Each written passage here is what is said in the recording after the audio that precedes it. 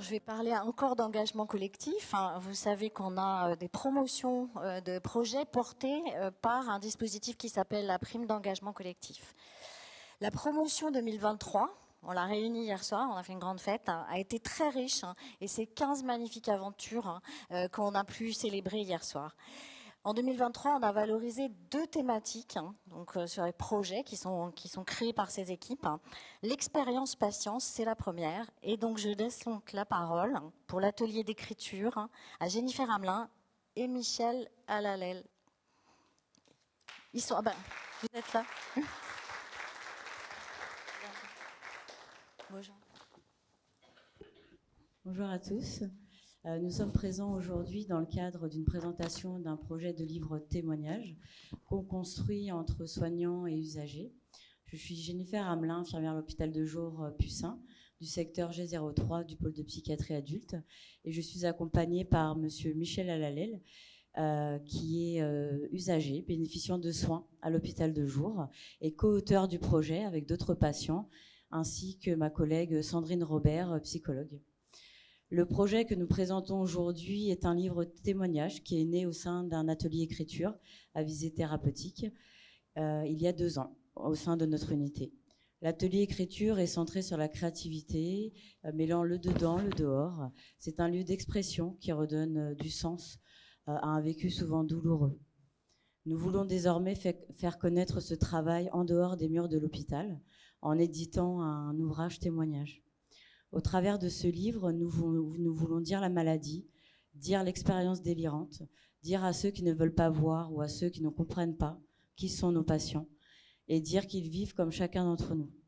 Ce projet de livre véhicule l'expérience et le vécu des patients, leur résilience et leur désir de déstigmatiser la maladie mentale. Ils sont acteurs dans leurs propres soins. Ils écrivent qu'ils existent en tant qu'individus, doués à la fois d'émotions, de rêves et d'aspirations. Ce livre est à leurs yeux un moyen de soigner leurs maux par des mots. C'est un livre pour se délivrer et un livre pour offrir de l'espoir. Ils disent souvent à propos de ce livre et de l'atelier écriture qu'il leur procure le sentiment de ne plus être seuls, d'être compris, et qu'il leur apporte un sentiment d'appartenance et une impression d'être moins différents. Ils parlent même pour certains de renaissance, de reconnexion à eux-mêmes grâce à ce projet. Nous les accompagnons à reprendre confiance en eux, à croire en leurs capacités restantes, à croire en une reconstruction du domaine du possible, qui souvent est palpé comme impossible à leurs yeux à cause de la maladie. Ils vivent dans la crainte que la maladie prenne trop de place. Et ce livre leur redonne la parole. Je vais donc laisser Michel vous lire quelques lignes qu'il a rédigées lui-même dans le cadre d'un article que nous avons publié dans la revue Santé Mentale, en lien avec ce projet. Alors, bonjour. Le livre nous a permis de mettre et d'écrire nos émotions que l'on a ressenties dans l'univers de la psychiatrie. L'atelier écriture m'a aidé à m'exprimer sur des sujets qui nous ont touchés dans notre vie. J'aimerais que ce livre soit lu, car je pense qu'il apportera au lecteur un regard autre.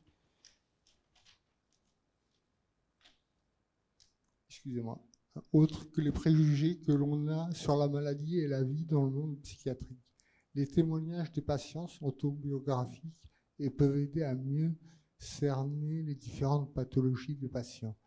Je voulais ajouter, je remercie profondément Jennifer, infirmière à Pucin, ainsi que Madame Robert, psychologue, qui nous ont fortement aidés à écrire, qui sans elles, ça n'aurait pas pu être réalisé.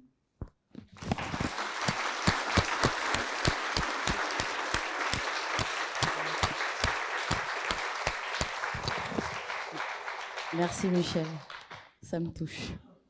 C'était pas prévu.